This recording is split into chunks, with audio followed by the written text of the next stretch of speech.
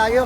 दसैँ लाग्यो होइन दसैँ लाग्यो भन्दामै अब हामी त खतरै मात्र कसो भयो होइन हिजो त खतरा भएको छैन अलिकति इन्जोयमेन्ट इन्जोयमेन्ट हो होइन तर पनि अब गाइस हामी चाहिँ अब आजको मात्र नै हिँडेको हो किनभने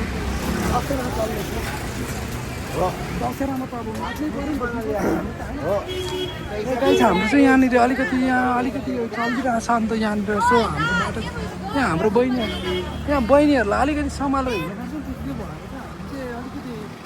अलिक अन्डरस्ट्यान्डिङ गरेर एउटा हुन्छ नि मिसअन्डरस्ट्यान्डिङ नहोस् हामी अलिकति है हामीले अलिकति लिमिटले नै खाएर हिँडेको हो होइन तिनीहरूलाई याद गर्नु पर्ने नि हामीले गाइस तपाईँहरू चाहिँ यहाँ आउनुभयो भने चाहिँ खासै गऱ्यो भने त स्वर्ग हो है गाइस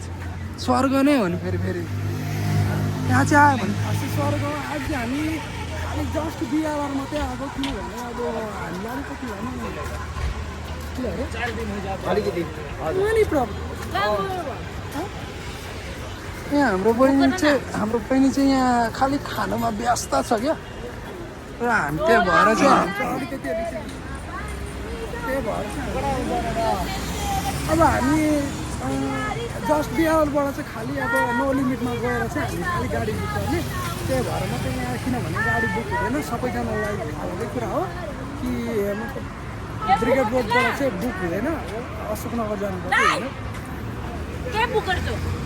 होइन हाम्रो यहाँ फुची बहिनीले चाहिँ क्याब बुक गर भन्दैछ